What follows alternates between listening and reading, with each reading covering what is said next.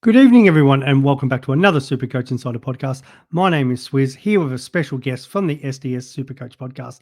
It's Steve. How are you, mate?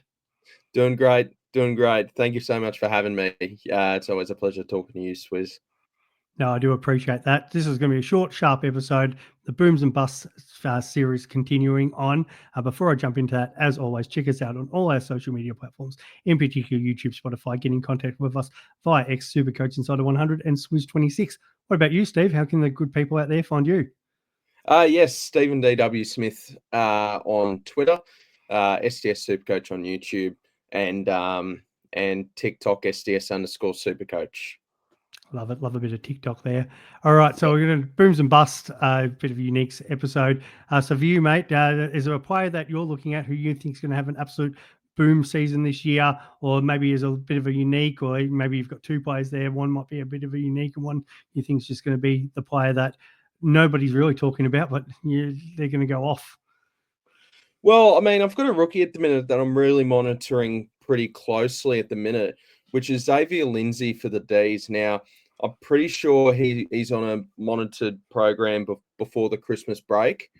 But I really do like the sound of him and the highlights I saw. I thought he looked really good, Xavier Lindsay. And I think Melbourne's plan is that they want to have him and Windsor off that half back line. So we all know how good the half back line is in Supercoach scoring. So I really do have a lot of interest in him if he can have a strong couple of months in pre-season before the season starts, because that spot seems to be his. It's just whether he can have a good run at it in pre-season, just dealing with that PCL knee injury that he had during the draft. So hopefully he can just smash out some good scores there. So in pre-season. So he's one. I think I saw an AFL fantasy or either the keeper league that he's only in 4% of sides on that version. And I just haven't seen much of him in Supercoach teams. So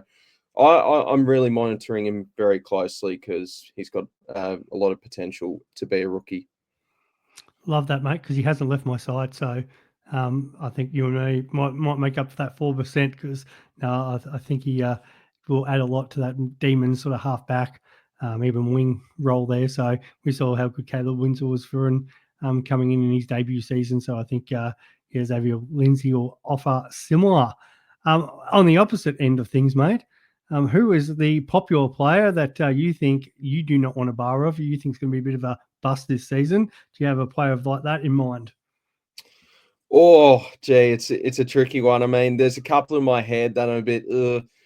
I think I wouldn't say he's the most popular, but he is the most expensive defender at the minute, and that is Sam Flanders currently with that early buy. So I mean, if he's going well anyway, we can check his first two scores from round 0 and round 1 if we want him to bring him into our side.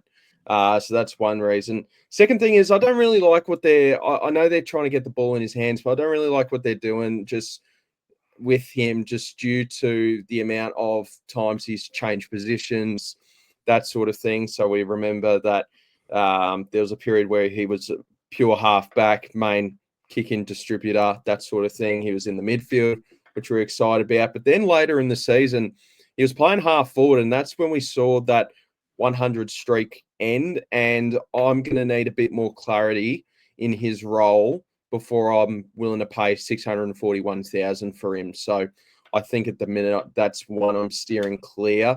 And if he does look good and the role's secure in round 0, round 1, then I'll happily pick him up in round 3 and make that adjustment. But for now, I'm just really struggling to get him into my side at any point, really. Yeah, I 100% agree with you there, mate, because another factor you haven't touched on is the John Noble, Daniel Rioli situation. Yes, I forgot about that. Yes. Yeah. So there's no point. Yeah, because early in the season, before they moved Flanders into that designated half-back spot, they were playing Alex Sexton there. So you could really understand why they were looking to grab Noble and Rioli. They'll be the main distributors of half-back for them, which is what they really needed in their side and a bit of experience. But so that means probably narrows it down to either midfield or forward. I mean, yeah, I just don't know. I think he could be a guy where, I mean, as a half forward, he was still perfectly fine and could still end up being a top 6 defender if he plays half forward, if that's his role going forward. But we could probably save about 100K at some point during the year to grab him if he's playing half forward. Yeah, for sure. And I think they probably, for the benefit of the Suns, not necessarily for us super coaches, Bailey Humphrey and Sam Franders in the forward half, who can push up and support the midfield, either if they're the 4th, 5th, 6th bananas in there, makes them a better side than more than Flanders just sort of pick up. We know we like good distributors off half back, but having him just sort of cherry pick balls and from there, I think it makes them a bit more attacking, a bit more dangerous, which from a football point of view, I think they need that sort of quality around that half forward line. Absolutely. Beautiful. All right, that'll be it for our Booms and Bust episode. Thank you so much for joining us, Steve, and continue to check out our future episodes. Thanks, mate. No problem. Thank you so much.